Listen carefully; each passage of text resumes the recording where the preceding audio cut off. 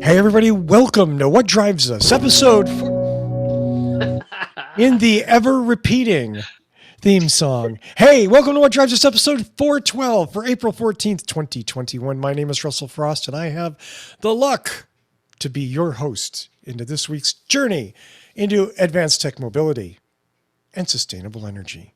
Was that Shatner-esque enough? Nice.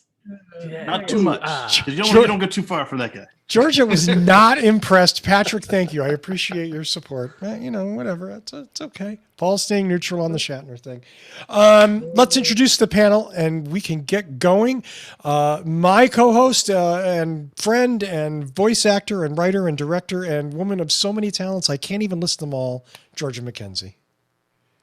Hey, everybody, and welcome to the show. And we'd like to welcome Robot Russell. What was that? I'm your robot. I'm your. Yeah. Is it really that bad? It's not. It was the whole intro. Hey, that's okay. It's a robot themed show. It's just. I may as well be like a deep fake. You know what I mean? It could just be like a Bugs Bunny cartoon that moves its lips to my words. Are we not all deep fakes? In a sense, yeah, so true. Except for this guy, of course, our friend in the upper left corner of America, Mr. Patrick Connor. I'm a shallow fake. Hey, everybody. There you go. And making our way west, we'll go to the Front Range in Colorado, the owner and operator of Boulder Hybrids, Paul Guzik. Hey, we're back. Yay, Paul. And last and certainly not least, he is the master of the supercharger and software update review, our friend of the Mid-Atlantic region, Mr. Kacey Green. How's it going? I just got a software update last night, and it said minor fixes and cold weather improvements, just like I said last time. And then I took it to go get my second vaccination shot, and the thing was not minor fixes. It was quite exciting. I can't wait to get out there and dig into it, but I came home, took a nap, and somebody was supposed to wake me up and did not. And then it was raining, so tomorrow it is. You know, these cell phone thingies have alarms on them. But yeah, that's what ultimately woke me up is it exceeded the threshold. It's like, hey, you're unconscious. If you went and got a COVID shot, you deserve a nap. Take all the time you want on me. I'll allow it. I'm going to hold on to that one until next week when I get my second jab. So we're good. I want to start off the show today, and forgive me, this may go a little bit long, but I need to kind of talk something out, as it were, with both my friends here on the panel and all of you out there. Way back in 2009, Toyota did something they hadn't done before, and that was get together a whole bunch of Prius, whether you want to call them enthusiasts or activists or whatever. Toyota flew a whole shitload of us to Detroit for the unveiling of the third generation Prius. I drove. And you drove, see? Yes. I drove to Chicago, DC, and New York, but yeah. I flew to Detroit because they were paying for the plane. Anyway, it was there that I met Danny Cooper, who I started this show with. Danny and I had like some emails back and forth before, all very polite. I had a very tiny Prius website, and he had a very large and important Prius website. So there was a little bit of crossover there, but that's where I met Danny. And one of the first people I met and became friends with there was Tony Schaefer. And I still remember like one of the first bits of video that I have from that Prius Connection event is Tony and I videotaping each other and being characteristically like we are silly. Later, when Danny and I started the show, it was actually Tony Schaefer that came up with the name. We were going to call it something, I don't even remember what, something stupid like Car Talk with Danny and Russell, or Danny and Russell Talk Cars, or something just absolutely dumb. And Tony comes up with What Drives Us, and we were like, we like that. That's not stupid. Now, if you disagree, fine. Just keep the comment to yourself. Thanks. Okay. Don't tell Tony. Not you guys, but I don't want to see. Yeah. Anyway, And what made us the most happy about this show was that we both lived in this Prius world. We were surrounded by Prius people and Prius fans, Prius enthusiasts and Toyota Prius people. And it was all Prius, Prius, Prius.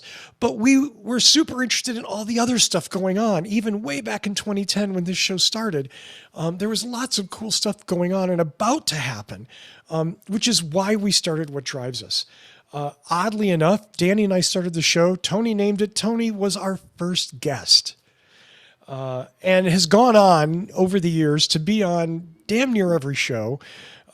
He has been a huge part of the success of this show. In the last few years, helping grow it to the extent that it has. Tony has done hours and hours of work every week behind the scenes on audio and on the different little short clips and on different reviews and stuff. And I cannot express how much behind the scenes effort Tony Schaefer has put into this show. Tony and I talked yesterday, and he's going to step back from the show. He won't be on the show going forward. That doesn't mean he'll never come back. Like Danny, I hold out hope that maybe Danny comes back once in a while, if nothing else, just so I can make fun of him. And the same goes for Tony, because I just I need him, Tony's been catching my barbs for over a decade now, and I will miss him incredibly on the show. I will miss all the work that he does, but I will also miss the collaborator that I can call up literally at any time of day or night and talk for half an hour about stupid stuff or important things or whatever, and always having his insight in there. I lose that, and that makes me sad. That's it. Tony's retiring, and I just wanted to make that announcement. I want to encourage all of you out there in the comments of this show, if you have something you'd like to say to Tony, and hopefully it's better than, wow, eat shit and die, Tony. Hopefully it's better than that. Leave it in the comments here so that he can see it and he can know. Okay, now I'm not expecting 400,000 comments all glowingly positive, but you know what? If just a few of you did, that would be really cool. And I think he would appreciate it. And I won't speak for him. I would appreciate it because I've already told him how I feel, but sometimes it helps when it comes from somebody else. So that's what I got. I'm definitely going to miss Tony. He had great jokes. He's funny, and anybody could just read the news to you. But the whole point of this is that we interact and have fun with it. And yeah, he really brought that to the show. He's a funny OCD dude. I love him in every way. Absolutely. Yeah. No. I'm kind of sorry to hear him. He's stepping back from the show. With the deadpan humor, the way how you wouldn't expect him to be that funny and make the jokes he makes. Not to mention his extensive knowledge. So, come on, Tony, come back. Or at least come back once in a while. Right? I hope I hope he does. Be a pre-recorded show every now and then. Something. I understand having to get, look, anybody who's capable of fourth grade math understands that we've been on the air for 11 years, and this is show 412. So Russell took some time off, a good chunk of time off, and the show went on hiatus for a while. So I get it, like needing that space, because sometimes I don't know, you need a new challenge. You need a fresh way to look at it. Maybe you're just tired of doing the same thing every week. I mean, and listen, no small amount of gratitude that I can express to you guys that are here with me now for putting up with my crap and coming here every week and doing this for nothing. That's a wonderful thing. I appreciate that. I swear to God, George, I thought you were drinking a Foster's Lager for a second, and I was like, wow. Foster's. Well, I mean, you I guys cannot believe you would insult me to such a manner by insinuating I would be drinking. Is Foster's Day Classé? I had no idea. You guys started the you guys started this right about the same time that we started the Go Hypermiling, and you guys just kept it going, and my dude's just faded off into the distance, and nobody wants to watch one guy just talking to himself on screen. So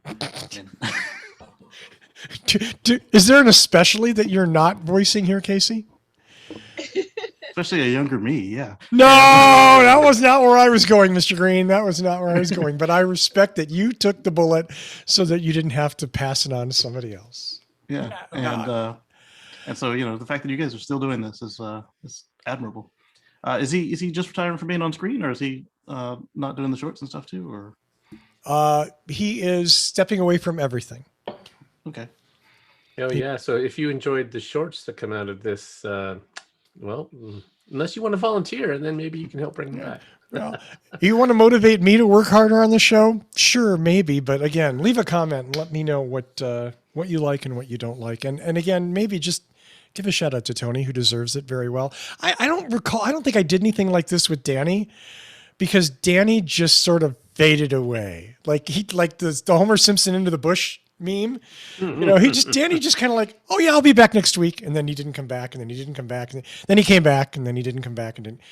Whereas Tony and I had the talk yesterday, and it was like, so let it be written, so let it be done. The Ten Commandments is one of my favorite movies. I'm sorry. Yul Brynner is an Egyptian. Yeah. I was going with the musical reference. Oh, there you go. No, I had to go to Cecil B. DeMille. Anyway, enough of my rambling. Let's get on with the show. Let's start with Georgia, who has, to me, one of the most exciting bits of news that I've heard in a while. I hope. Well, let's go to Georgia for the deets. Well, the very cool thing is that AMTRAK is going, hey, AMTRAK Joe is in office and he's throwing some money our way, so why the hell not? Let's posh up this joint. And if Mr. Russell does not mind allowing me to shift screen. Absolutely. In fact, I was just looking for that map. Do you want me to do it? No, I got it. You got it. Can you say infrastructure? We can say infrastructure. We most certainly can. So what's cool is that we are talking right here, enhanced services, so you can get from Eugene to Vancouver. Having taken the Capital Corridor, this enhanced services on this route, the Stockton over to San Jose and up through Sacramento, critical one. And SLO to Sandy, man, yeah, we could use it. We need it. And don't Not to forget mention, we got the Chicago range. hub. What was that, Paul? The Front Range, Pueblo to That's Cheyenne. right. That's right. And we also have the Chicago hub with enhancements, and of course, the big one, because a lot of people use the Acela rail through this area, the New York, Albany to DC and Richmond, Virginia, critical. And there's some new plans, and that's this light blue right here. So if you really want to go from Chicago to Duluth, although what? No, people do. And from there, from Chicago to Cincinnati, cool. But not everybody is impressed with this plan to expand services. And I am actually going to go to Mike Grunwald over at Politico. So I advise you to take a look at it. And not to mention, he does mention the Brookings Institution as Yeah. other places. But he is right in that some of these new, and I'm going to go back to the map because it's good to take a look at while you're talking about this. But some of these new areas, they don't make much sense. Dallas to College Station. I mean, do we need these two rails here out to Wichita and Iowa City? is that a pet project for politicians, or? I don't know, but I will say, speaking as one of them are government workers, I agree with him in the sense that, those routes don't make sense. There are valid places that we really do need to spend a lot more money on. It'd be great to have high-speed rail. I mean, speaking as a voice person who is trying to build more work coming out of LA, and I'm up here in SAC, it would be fantastic if I could get on a train at 8 o'clock in the morning and be in LA by 1 p.m. and then be back home at night and I don't have to fly. I'd love to have that. But politically, which I think is where a lot of the analysis of it as weird little spots out in nowhere, we kind of need those Carajoville living people who are out there to get on public transportation and use them. One of the biggest struggles we have, which I think a lot of people are understanding now that we've been trapped in our homes for like a year and a half or so, is that the necessary infrastructure to telecommute is not equal across the country. And this is critical, that if you need to work a decent paying job, but you would like to live particularly in spaces that are less urban, what's better for you to have to drive 120 miles to get to your job, put in an hour and a half telecommuting, which is not unusual in the Bay Area, even though it's a pretty large urban area. It's not unusual for somebody to have to commute from far out in the Bay Area where it's cheaper to live to work in jobs that are often service industry related, but in a good area where they can pull in $18 to $20 an hour for a service job. And I think I recognize what Grunwald is saying about these small routes and these unusual destinations, but we do want to engage those people out there and get them to use rail and get them to actually incorporate public transit into their lifestyle, because, and I'm going to actually bounce off to what seems like a tangent. Our Secretary of Transportation, Pete Buttigieg, he walked back his comment about how transportation actually has elements of racism in it, because people are not ready to have these conversations. But for a large portion of suburban and rural communities, the decision to not have good public transportation and accessible public transportation is designed to keep certain people out. You must be able to afford a car. If you use public transportation, what was it? I forgot which bridge designer it was, but he deliberately designed bridges in communities he developed to be too low for buses to pass under. So you could not have buses of Negroes coming through. And it's like, this is a key thing. Opening up these areas integrates these areas. It integrates them economically with the main work hubs and shopping hubs that are more urban and suburban. It is good for sustainability for them to get out of, especially older vehicles, because rural poverty means you're dealing with older vehicles. And if they can just take it to a train station and go 10 miles in an old car and then take a train the rest of the way in, that is up to 40, 50 miles or whatever miles a regular trip would be. So I of course, am a railway person. That is actually one of the things I want to do, take 2 weeks off and just take the slowest trip across country I can on a bunch of AMTRAK routes, because I love AMTRAK. I love trains. I love being in the train, especially if the train's got Wi-Fi, because it's me, some wow of 27 different books that I'm trying to read at the same time, and Twitter. So thank you. Robert Moses, Russell has reminded me, was the Bridge Too Low guy. But I want, we need this plan. And I guess I would not be too upset if maybe they said, okay, perhaps we don't need one to Rutland. but you know what? I am pro it being in Rutland. I'm pro having these services. And I would really love to get away from the mindset that public utilities and transportation is a public utility, whether or not it's a private company, because it is funded by government funds, even if it's managed by a separate company. We need to get away from the mindset that public infrastructure and public utilities like this need to make a profit. It is better to have a stable society with good services than to have a profitable business model for government. Government should not make a profit.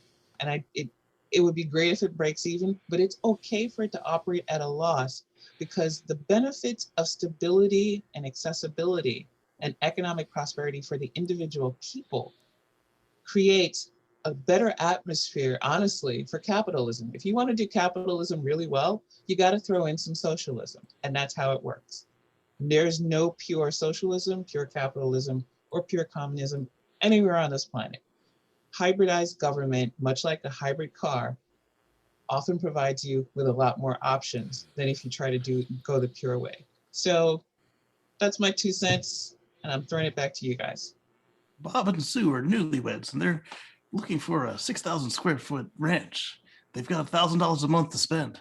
They're going to BFE, Texas. And I hate Bob and Sue because they are always on House Hunters, and like she's a macrame trainer, and he's a professional warthog trainer, and they've got $500,000 to spend.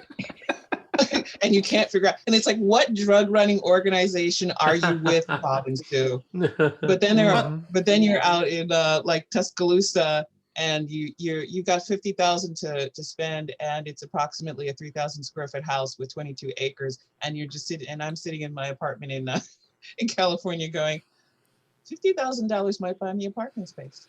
Exactly. And so would you rather live in downtown LA in a shoebox, or would you want to get on the train and ride? You could take a nap during your whole commute. Yeah, I have a friend who does that. No, honestly, if I could telecommute and split between that and rail, why the hell not? If I come in maybe 1-2 days a week and I only spend half an hour, 45 minutes, or an hour on the train, sure, I'll do that. I'd love to do that. Yeah, the auto train was in my backyard while I was in the apartment, and I mean, to be able to get from DC to Disney and not have to deal with traffic, oh man. Paul? I just want to say, I mean, I love rail as well, but it's a hard sell to the general American public. It is. It's going to have to be convenient, fast, reliable for people to leave their cars behind or not get on the plane. You know, so, Oh, yeah. like in Europe, it works. In Asia, it works. But Americans want to drive their big truck, and no one tells me when I can leave and when I come back. You know, It's that second part that's really the problem. It's that don't tell me what to do attitude. Now, if we had $6 a gallon gas, that'll fix it real quick. That would help. I do think there's something to be pay for the rail. I do think there's something to be said for the idea that if you could travel by rail and it wasn't time prohibitive or it wasn't cost prohibitive, and I'm here to tell you right now, rail travel is super expensive and it's super time consuming. If it wasn't both of those things, it would open up opportunities for people right now that don't own $60,000 trucks or $80,000 trucks that just want to go over and see a national park or go do something else if they could afford it. Well, it does. It's still pricey, but in the Northeast, I used to ride the Acela from New York to Boston all the time. And by the time you factored getting from the city to the airport, going through security, getting on the plane, it was the same. And the rail was way more pleasant because you could sit there and work the whole time. You didn't have to go through security, but there was enough passengers to make it work in that corridor. So, but isn't the speed thing a factor of the fact that they have to wait on freight? I mean, they're secondary on the lines. Sometimes, but I think it's more what we're seeing with the contemporary postal service, where they've crafted something to not work very well, so they can complain about it not working very well. Paul, to your thing, we don't need government. Government doesn't work. See, I just didn't do anything for a year. Vote for me. In the early 80s, I worked in Los Angeles, and I would take the train to San Diego every weekend. $23 one way was the custom class. It was, I think a regular fare was like $18. Okay. But for an extra $5, I got a big fat plush seat, a newspaper, like a soda or something. I don't know. 2 hours, 2.5 hours. And it was great, right? I could go back. I could go home every weekend. I didn't have to worry about driving my car, about parking, all of that. Now, I went to the LA Auto Show a couple of years ago. A little bit different. It's about $70 each way. And yeah, and it's just like, that's not like, I get that maybe that pencils out, but it shouldn't really be that expensive to get from, not if it's going to work, if it's going to be appealing, right? I don't know. Then you get billionaires trying to reinvent stuff. That's something we may or may not talk about later. Yeah. So, from my point of view, we just there was a news story about France trying to ban short flights, and if you have a great rail system in place, well, that's they do. fine. You have an alternative. If instead of driving to short flights, you can take the train. So if we build out our infrastructure here for our rail even better, and make it affordable, then that can be a viable alternative instead of flying for many spots. There's a guy I watched, Tim Traveler. He's traveling all through France during the lockdown, and he ended up going to this city that like they have like 3 trains a week, and nobody actually rides it according to the laws. But he was the one guy to ride it this year. Wow. But they're not But concerned a with lot the of Europe cost. has Yeah. real good rail and plenty of people ride it. Mhm. Yeah, I think a lot of people would change. A lot of Paul's point about cultural differences is huge. But I think by appealing to the people that don't have the luxury of going, I don't care. I don't care what gas costs. It doesn't matter. My car payment doesn't matter to me. I think there's a lot of people, I'll include myself in that group, a lot of us that would like to travel by rail, that don't enjoy flying, and that would love to travel regionally by rail. If we could just make it a little more cost effective, you can just give me a couple more tracks to get where I need to go. That's all. That's all I got. Georgia, any final words on that? Bring the auto Well, train to more you know, stops. You're not I'm Georgia. gonna- Oh, I didn't hear you say Georgia. Sorry. Oh, no, I'm just going to posit that partially, it would not surprise me if half the reason why it is too expensive and it takes too much time is because we neglected it.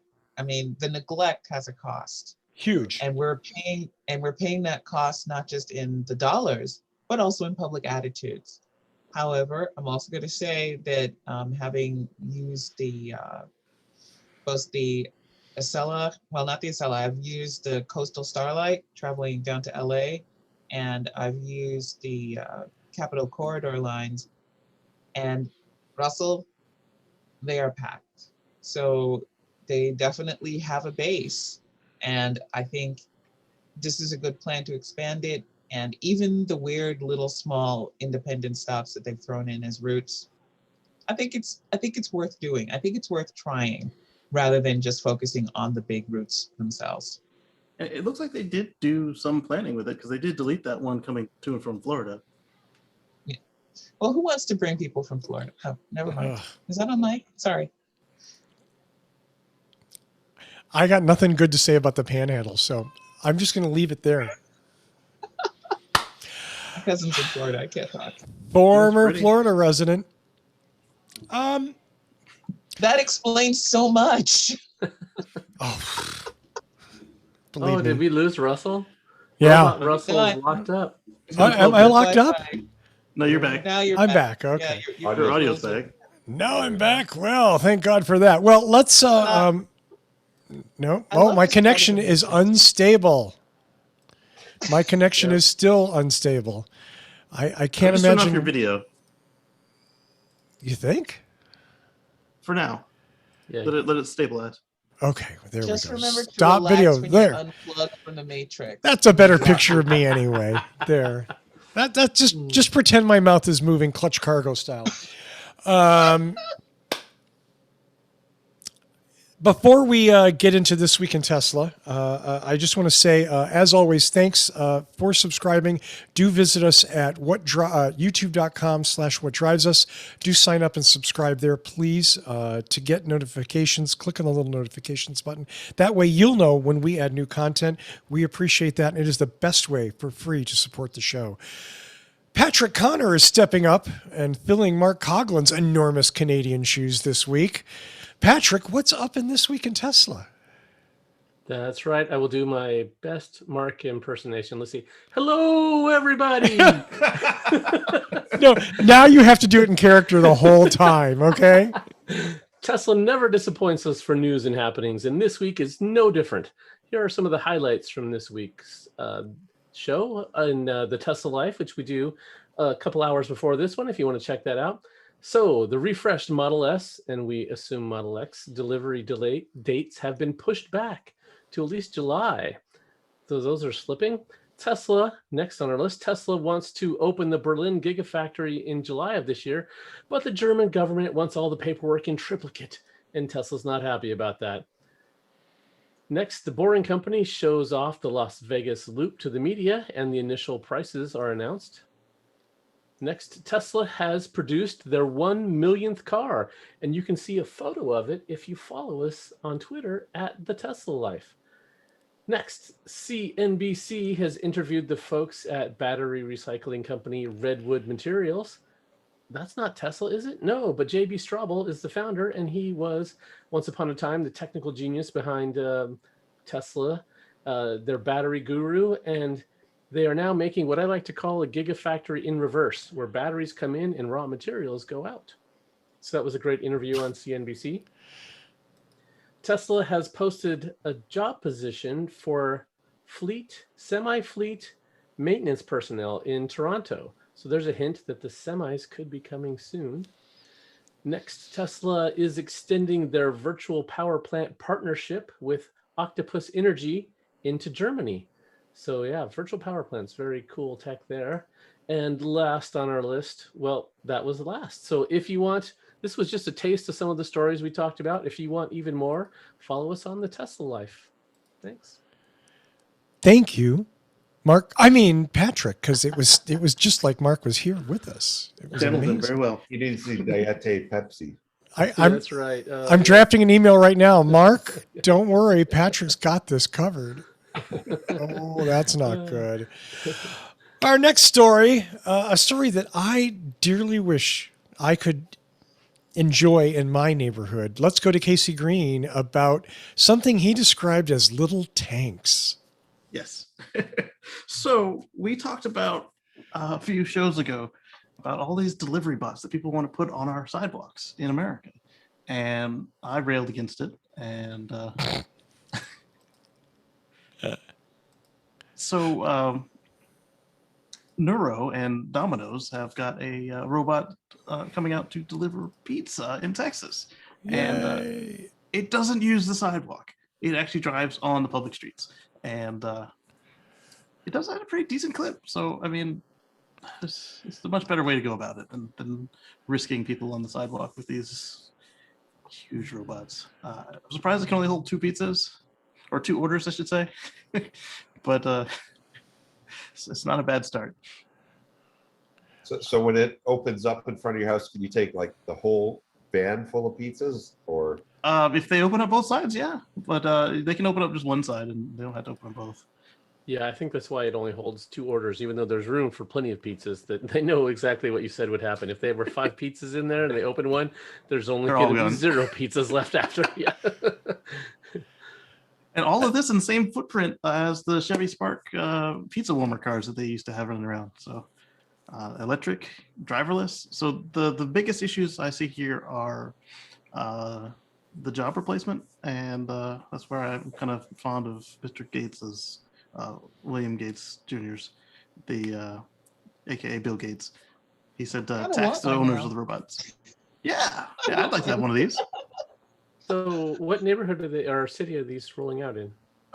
Let's see. I just remembered Texas. Was it Texas? It's Texas. Oh my God, I could send it to Trader Joe's for stuff. Right? Yes. Just put it in the little pizza. Oh yeah, if you could order ahead of time on an app and then just send that out to get your stuff, tell them just throw it in there when it shows up. Right. Oh, little robot, do my shopping. And so when it arrives, you'll I enter never a have to code leave into my the house. right. You'll either enter a code in the keypad there on the side, or you'll push a button on your smart app, and then it'll open up after it acknowledges, hey, this is the person who's supposed to be getting the goods, and get your pizza, and it'll go on. You don't got to tip it. And it's going to do like Uber. If you don't come out within like 3 minutes, it'll say your ride is leaving in 60 seconds. I imagine if it's got a second order or another pickup, then yeah, but I don't see them having to, other than the risk of a ticket, I don't see them having such urgency for it. Yeah, so this would have to be able to do at least neighborhood street speeds, so it Right. can't be too slow. Yeah, I like the idea. Interesting. Yeah. This looks like, as much as I love this looks like a really horrible idea. I'm sorry. Like, it's already, like, there are already bike lane problems, like in residential neighborhoods, kids playing and all this stuff. And I'm sure the robot has lots of sensors. It's not going to run over children, but It's got LiDAR. it's going to run over a child at some point. It's going to Eventually. run over a pet or a child or something. And then somebody's going to have the discussion like, really, is our pizza worth this? But then how many kids will the pizza robot run over versus the pizza delivery child? Humans are in cars are allowed to kill anyone they want. That is an American right. And it is communist of you to suggest otherwise, sir. Look, just what's saying there'll be one less. little kid or two? You know, I- what's the one kid? I went 0 to Republican in like 3 seconds there. I'm sorry. Well, see, because the I'm thing very is, sorry. the machine's not going to get bored. Its girlfriend's not going to call it while it's driving down the street. It's not going to, lose its earbud down on the hang floor. Out at 7-Eleven for half an hour before delivering the pizza. It's not going to Won't go on a deliver at street race 4:20. and get all the toppings slid to one side of your pizza. I mean, I'm not saying that every pizza delivery person is a young teen, but most of them are. Well, actually, they're an older teen. Or older teens, yes. Those young teens can't drive. Oh, I see what you're saying. Yes, yes. Teens or older adults. If we had real urban planning, if we had real, sensible, rational street planning, we could we make don't have that. we could make room for these. We could make room for pedestrians and bicyclists and scooter people and delivery robots, and that's totally cool. The problem is, culturally, wow, does this sound like an argument Paul just made? We're so car centric that everything is built around cars and everything else just has to live on the margins. And I think that's why this thing can go so fast. I mean, because it's like 20 times faster than those sidewalk robots. It was Yeah. keeping up with traffic in the video I saw. I was like, oh my goodness. wow. Right, but then Yeah. that gets back to Russell's point of if it goes fast, then the It's gonna hurt somebody. odds of hurting somebody go up, and yeah, it's quite the dilemma because we don't have an environment that allows for it. Yeah, the other day I had my first ball in the street incident after millions of miles of driving cars, and I saw it happen, and I could only think that, man, all these people around me are just jerk drivers, and they not drunk but just jerks, and they were driving many miles an hour over the speed limit. They weren't paying enough attention to the road, and thankfully they were caught behind a red light, and it was just me. And I mean, I'm sure my car saw it too, but it was to the point where the car knew what I was doing, and it didn't feel the need to alarm at me. So, but I mean, I really didn't know which way the guy was going to go when he came. I thought it was a kid, but it was actually a guy picking up the kid's ball. Okay. He looked like when the dogs roll out in the street and then they dart around and they come back because the ball Yeah. was apparently wiggling over the street. All these driving AIs need to have that in their simulation of when a ball comes rolling out into the street, the probability of a little human running right behind it is very high. And you need Extremely to be high. mindful of that. Yes. Yeah. Can't deny. That's true. I almost drove into a Canada Goose the other day. You just Those guys are I've been- assholes. walk out into the street and I'm like honking the horn. He's kind of like, "What are you telling me what to do?" And yeah, Geese will will attack the car because Yeah. geese Yeah. don't care. Oh, you want to hear a How's the honk? This is car? a honk. Bark, bark, bark. yeah. Yeah. But finally, he figured out that he would lose the impact, so he turned around and went back. Nice. Well, thank you, Casey, for that. I look forward to seeing neuro robots everywhere. No, I About don't. everywhere. But As long as they bring pizza with pineapple, we're good. No, there should be a filter in the device that anything with pineapple is dragged behind on a rope. comment below about pineapple on pizza. No. If you are into animal flesh and pizza and you already like the Hawaiian pizza, I suggest trying pineapple and pepperoni. Otherwise, Oh, no, never Because the try salty is- pineapple on pizza. Never. the salty and the sweet is really No. awesome. No. All right. Who's next? What's our next topic? Yeah, there we go. Thank you. Patrick's keeping us online. Let's go to Mr. Paul Guzik, who has some interesting news about the Ford Mustang Mach E. Yeah. Brand new car. What's it been out for? 60 days? Something like that? Maybe, yeah. They barely. The 12-volt batteries are dying on them already because of some crappy engineering, I guess. And here's the kicker, because it has like 17 ways to open the car, your phone, the keypad, a touch card like a Model 3 valet key. There's no mechanical key at all. So if your battery's dead, you can't get into the car. Now you can jump the car, except the 12-volt battery is in the frunk, and the frunk is electrically actuated. So you can't open the frunk. So in order to jump the 12-volt battery, now apparently they've corrected this, but the first couple months of production had this issue. You have to take a little cover off the front bumper, pull out 2 little wires, and then basically hot wire it to a 12-volt battery to open the frunk to get to the 12-volt battery to then jump the 12-volt battery. That's like the Model 3. Yeah, at least they have something. But, you know, yes, it comes with free roadside assistance, but they're not Ford technicians who come out. There's some, you know, AAA or even worse, some independent guy who has no idea how to do it. So for the first while, it's going to be a challenge, and they should have had a mechanical way to get into the car, to jump the car, or at least to get into the battery more accessible.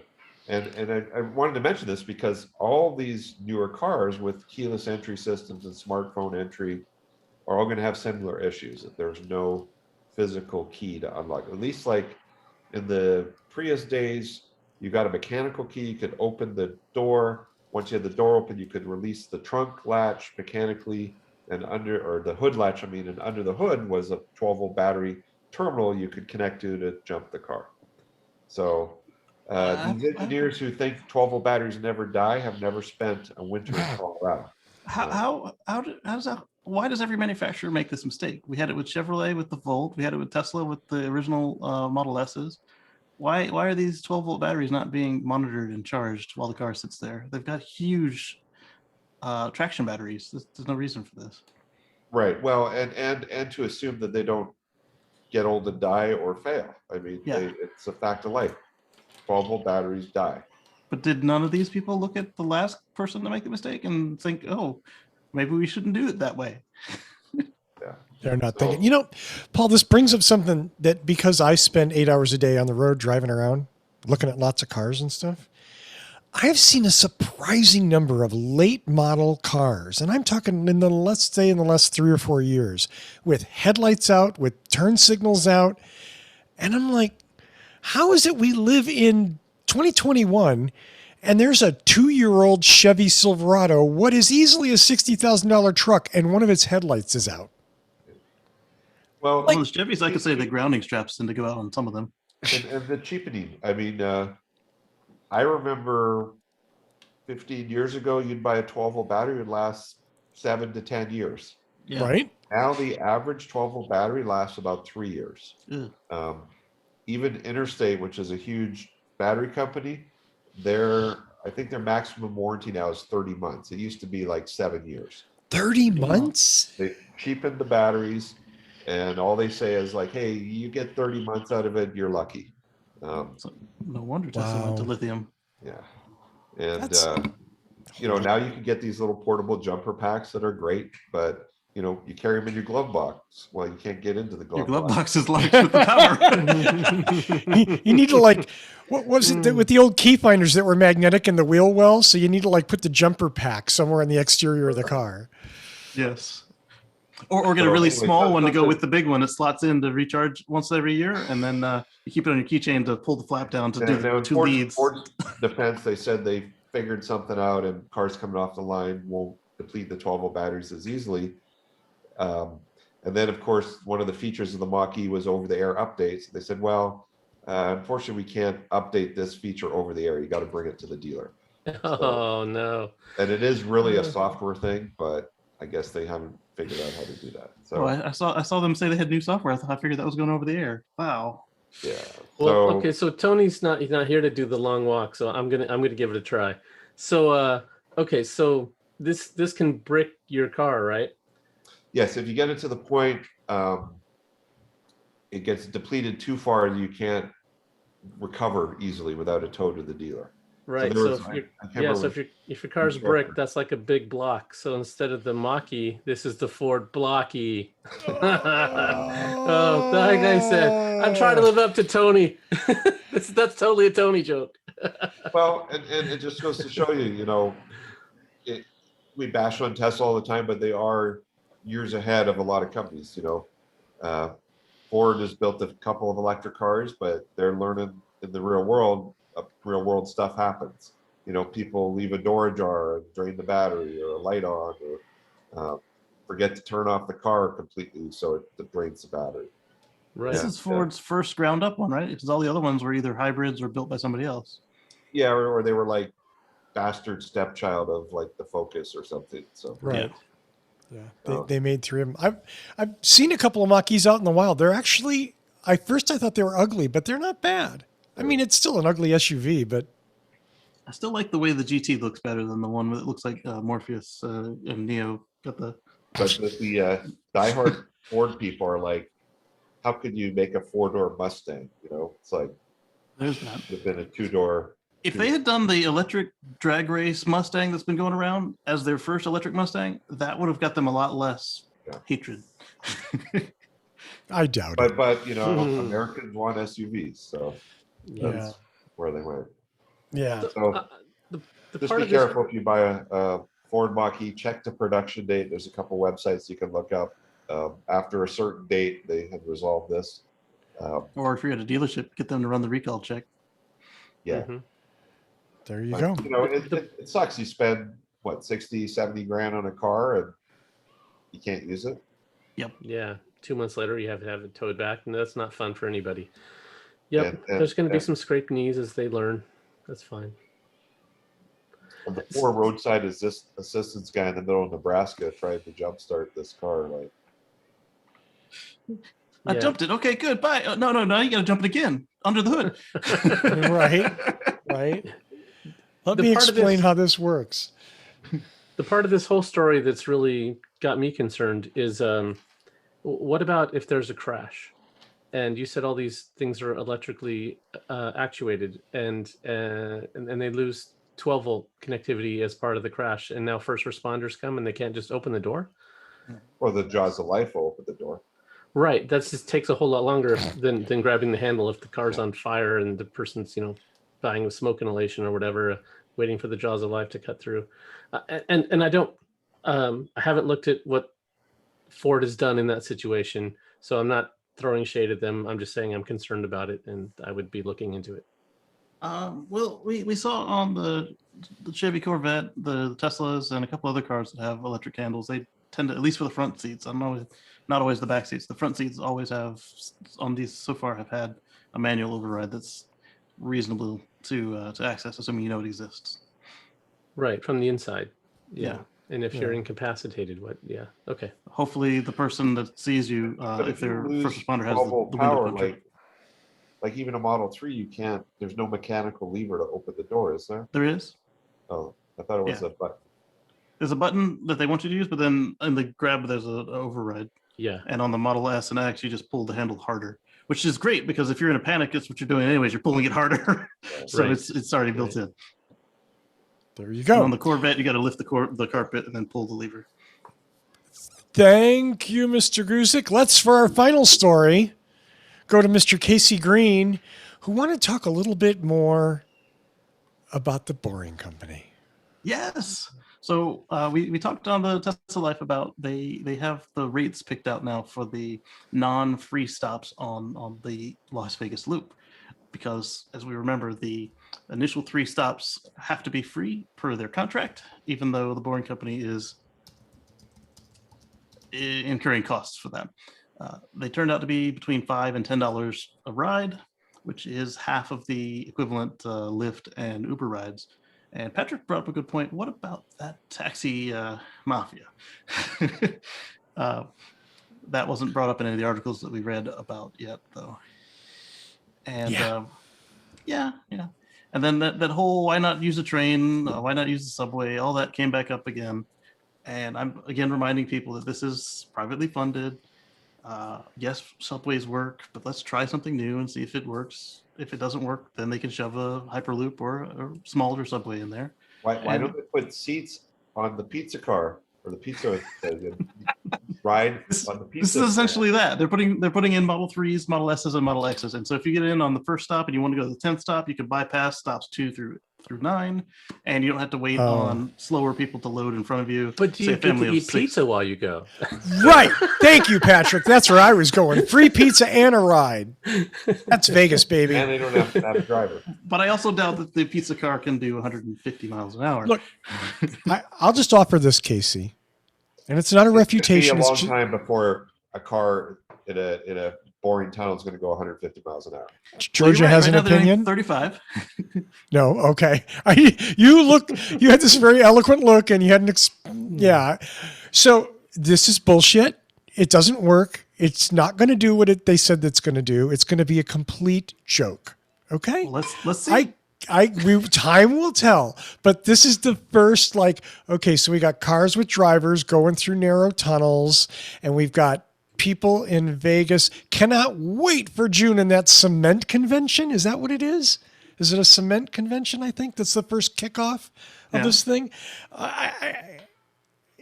It should have a track, and it should be a lot easier than this. But there are no off ramps on a track. I mean, because then you got to be switching it just as fast as all the cars come through. I know. The subway doesn't work. Only I didn't say Eli it doesn't knows work. knows the truth. Why not try something new? Because we know it's the deal stupid. I mean, If this was really something new, I'd get it. But this is a tunnel for private cars. That's kind of not new. Well, hasn't someone tried to do something new with the Vegas monorail and it failed miserably financially? yeah, the same group owns that owns the tunnel. The same good decision makers. So We're also behind Faraday Future. well, Faraday just did another media push, so we'll see what happens with them. But I mean, if this thing fails, and it could, then now we already have the tunnel built to put the tracks in to run it through the thing.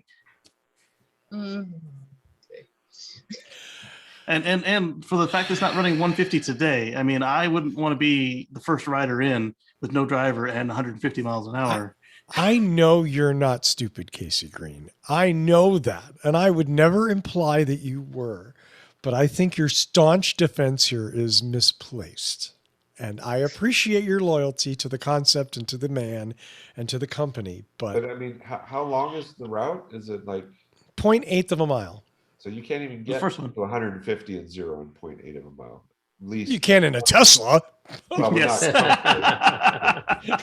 not. Oh God, I almost, no. Well, anyway, there are going to be multiple stops, and some of them are, multiple miles away. And the fact they've already started the digging for these other stops as well. So, No, go ahead, Well, Casey. Okay, I've seen the tunnel pictures, and it okay. Somebody brought up a pretty good question on Twitter, which was, how much room is there to get a stalled vehicle out?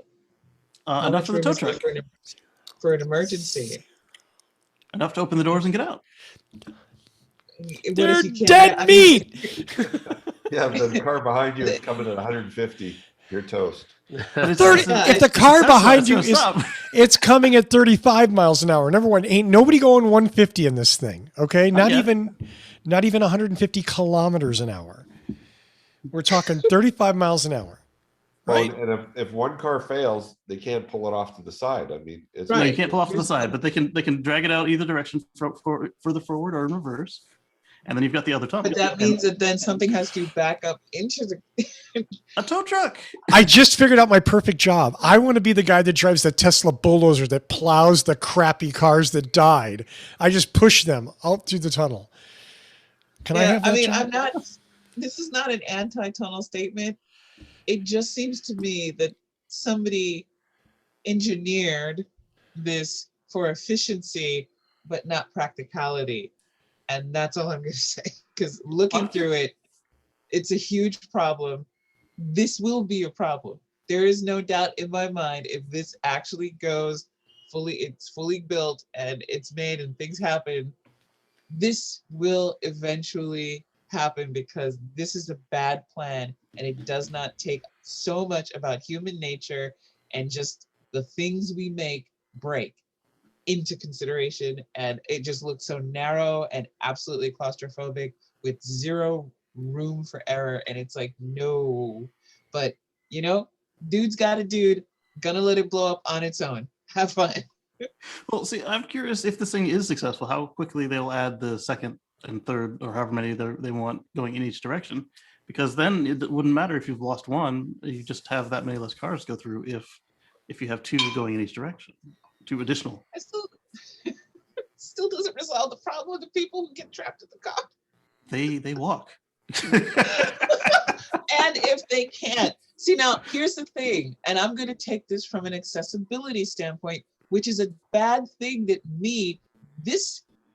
nobody on Hopefully this they show thought about is sitting moving here people going, between cars in that case. No, because there is no room for a person in a wheelchair. There's nobody who uses a walker. This is the least accessible tunnel possible, and Lord knows I have gotten out of trains in New York City and walked through the tracks when something has shut down a train, and have had to help people with walkers come down out of those hard steps because it's actually really tall. Yes. This is a bad design. This is a huge design flaw, and that means that accessibility, which means a good segment of the population, can't use it. I mean, they can get in the car. The question is if they thought about accessibility for, like you said, evacuation. And No, time will tell. They didn't think of evacuation for able-bodied people. The door's open as long as you're not in a Cybertruck. Skinny people only. This is literally going to fat chicks. What is going on here? I think they're just gonna have the next car push it to where it needs to go. Just have bumpers on there, bump, bump, bump. You know, why don't you just sit on the back of that car? You just sit on the front, on the nose of the car behind you, and then it'll gently push the. Oh, this is bad. Just order a pizza and it will come with a You can get two of them side by side in the tunnel. That's right. If we all sat on the pizza robot, we would probably get through safer in the tunnel. We'll see. Hopefully I get to ride it before Russell does. I got nothing. He's closer. That's all. Okay, Casey. But Casey, you ride one of those tunnel cars every day. Oh, I do, yes. Just not in a tunnel. Yeah. Okay. I got nothing. Why did you put it that way? Absolutely, I do. Yeah. We've beaten the horse, we've resurrected the horse, and then we beat the horse again. I love it though. Exactly. We can refer We'll be to back here in all, 2 weeks. we can refer to all of Tesla's vehicles now as tunnel cars, just some above ground. I'm taking It's my an- above ground tunnel car, and I'm waiting for the tunnel update. Forget the beta button. That's it. Tunnel mode activated. Well, thank you, Mr. Green. Let's do some shout outs and go home. And speaking of Mr. Green, I'm going to start with you, sir. All right. So speaking of autonomous Teslas, I was at a Tesla Club meetup and we did a mass car dance situation. And then we were going to move the cars to make them, so we could have them all together and take a photo. And I was already at the photo location and my car was where they danced. And so I said, all right, car, come to me. And it starts reversing. I figure it's going to back out of the spot and do its thing. And then it keeps reversing. And it backs up all the way to where I am in reverse.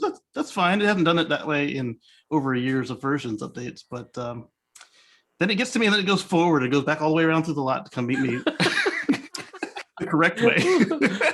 Your car said psych.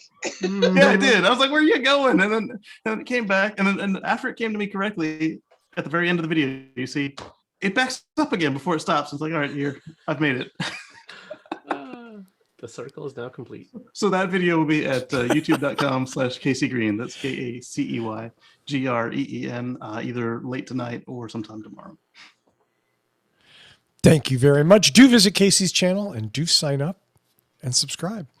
Mr. Guzik, it's light, it's dark, it's light, it's dark.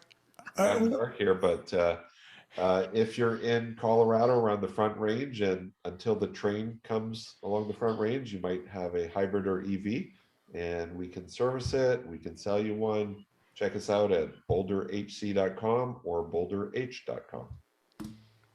I bought my car from Paul. You should too. That seems kind of bossy, doesn't it? Mm-hmm. Don't be a car bully. Yeah, I think you should too.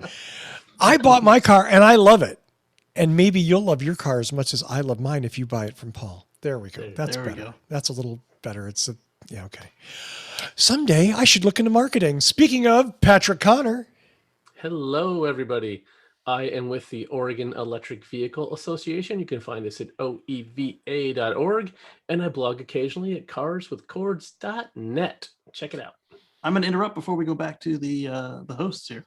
Down below, there's a little button next to the subscribe button. If that subscribe button is red, click it, turn it gray. That means that you're subscribed to us and you can see more of these in the future. You've made it this far.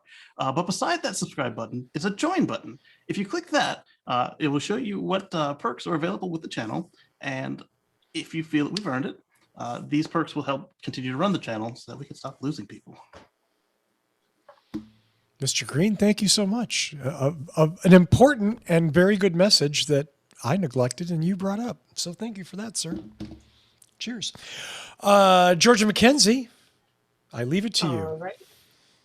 Oh, well, thanks you guys for hanging out with us. I'm happy to host with also the San Diego's finest Billy Connolly impersonator, Russell Frost. You made him look off the screen on that one. I will take that as a compliment, however you meant it, because I think Billy Connolly was a genius. He is a genius. He is genius. But don't forget to hit like and subscribe, just like Kacey said, because he stole my lines. You know you love us. You've been here this long. You might as well just go on ahead, join us. We're happy to come back.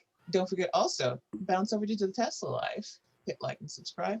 And don't forget Kacey's channel too, because you want all this good content, put it in your veins. So, and I'm going to toss it right back to Russell. Shout out to everybody getting their vaccine, everybody staying safe. And no shout outs to people driving badly because they've finally been released from their chains. You're all jerks. Oh. There's a lot of bad driving out there. Here we go. There, that's it. That's it. Go get jabbed. Go get stuck. As always, I want to thank Michael Mannering for his amazing theme music. Visit him at manthing.com. Buy a song, buy an album, buy something. For God's sake, support the guy. For as little as 99 cents, you can help somebody that has helped the show the entire time it's on. We would appreciate that very much. As everyone has said, visit the YouTube channel. It's at youtube.com/whatdrivesus. We are at What Drives Us on Twitter. We are facebook.com/whatdrivesus. As always, I want to thank Patrick Connor for his amazing contributions behind the scenes, posting news on Twitter and on Facebook. That's all Patrick, except for the smart-ass dumb comments. Those are mine. So if it's news, it's Patrick. If it's smart-ass and dumb, it's me. I'll be happy to own that. Once again, I want to remind you, maybe leave a comment on this show for Tony Schaefer, okay? Just say something, okay? Just say something nice. Yeah, speaking of comments on the show, I'm going to give a quick shout out to K Black, Christopher James, Chris Carter, and Bradley Timperley. There's some folks who have interacted with us on Facebook, and Tony normally does that. So I just pulled that up real quick. That's what I could do in 30 seconds. Thank you so much, Patrick. As always, my thanks to Georgia McKenzie, Kacey Green, Patrick Connor, and Paul Guzik for being on this show and making it amazing. And most importantly, thanks to each and every one of you. You are the reason we do this show. So thank you. Tune in next week and find out what drives us. Stay positive, test negative.